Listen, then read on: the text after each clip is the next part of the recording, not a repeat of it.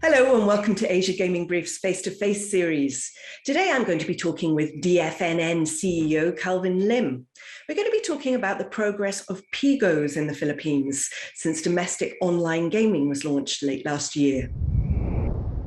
Thank you very much for joining us today, Calvin. DFNN's unit was the first to roll out a PIGO platform in the Philippines. Can you tell us a little bit how it's been going? Thank you very much for having me again.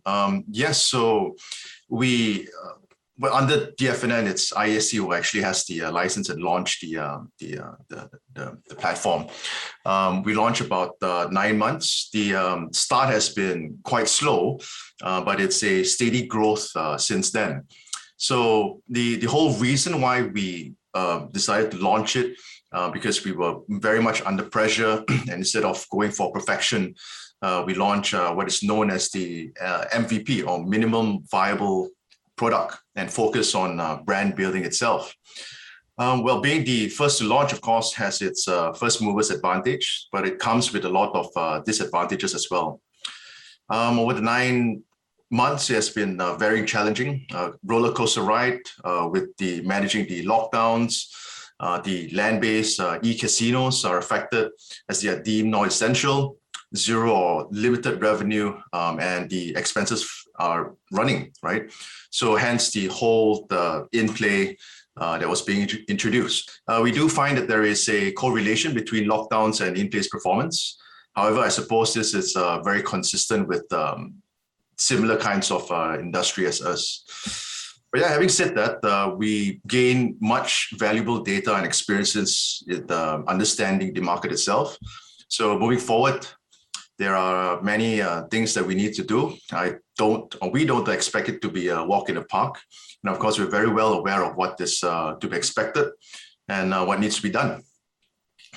What would you say the biggest challenge has been?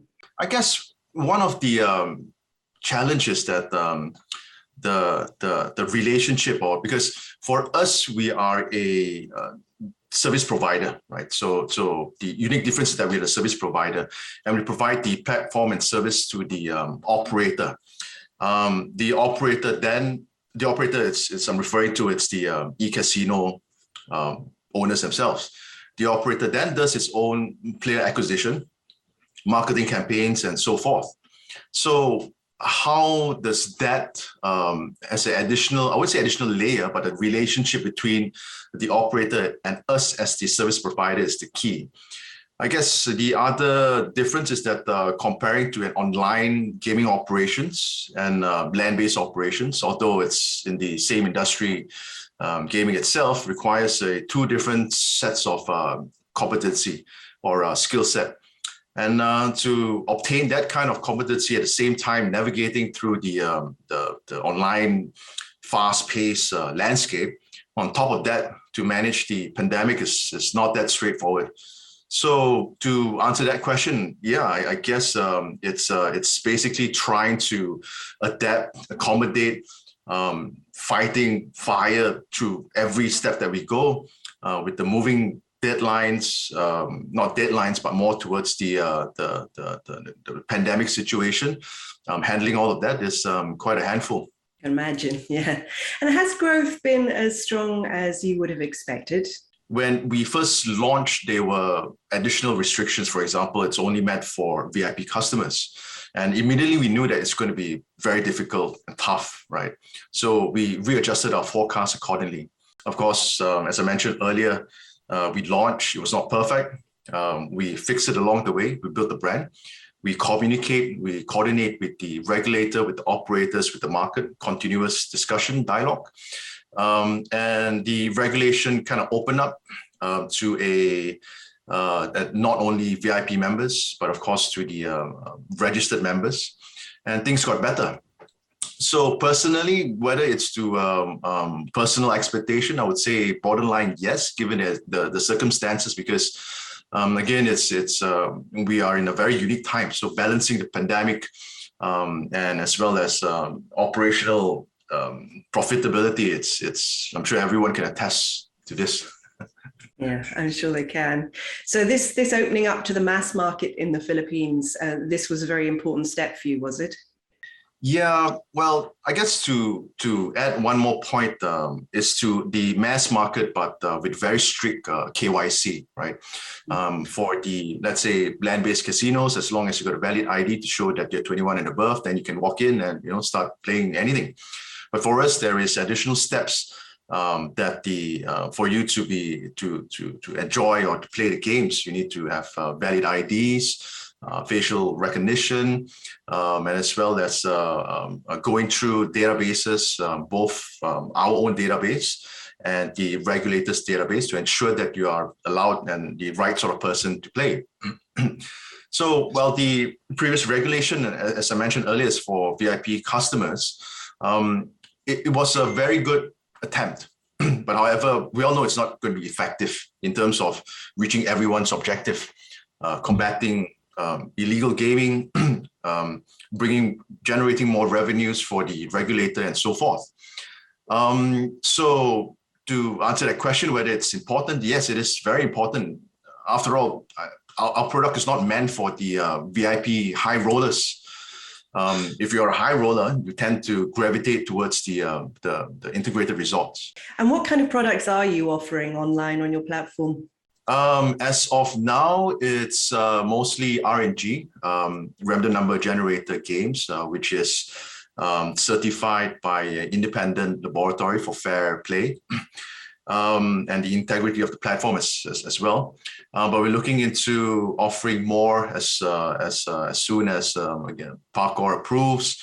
But it takes time to introduce that sort of game. So RNG games like virtual poker, slot machines, and so forth. Do you have any plans for Isabong? I think Isabong is under everyone's radar. Again, we are a regulated industry, so it's up to the operator, and for us, we are just a service provider. The operator has the right, as long as the regulator approves it, to offer as many products as the regulator has approved. So that includes Isabong. I believe that there are new regulation. So the outlet itself is able to carry from e-bingo to sports betting to our RNG games, and to include Isabong as well. Whether it will be a part of our suite of games, I guess it's all depending on regulation, to what is allowed and what is given. And when this was first announced, probably 6-7 months ago now, there was great excitement about it being the only jurisdiction in Asia to allow online gaming. Have you seen much interest from foreign applicants coming into the market? However, but we do get a lot of inquiry from content providers, mostly friends who are foreign in nature, who wants to be integrated into our platform and to offer to our market. And what kind of potential do you see for the market going forward? As you said, it's been a bit slow so far, but how big could this market get? Well, the start was slow. And when I mentioned earlier the start, that's probably the first 3 months. And then because of the relaxation of the classification of VIP and members, then we see quite a nice vertical growth in the second and quarter onwards, and I think we're on a very positive trend upwards. Philippines, I guess for that question, Philippines in general, as a emerging market, has a lot of potential. I guess that applies for many other industries as well. Situation or things such as increased urbanization, the growing middle class, and Philippines having a large young population. These are very, very clear signs that Philippines is a very good place to look into, doing business. And I believe there was a economic growth of around 6.5% per annum since 2010 to 2019. Of course, we're all talking about the good old days, right? The pre-pandemic numbers. So I think taking all of that into consideration and focusing into the online gaming industry itself, it has significant potential to that aspect.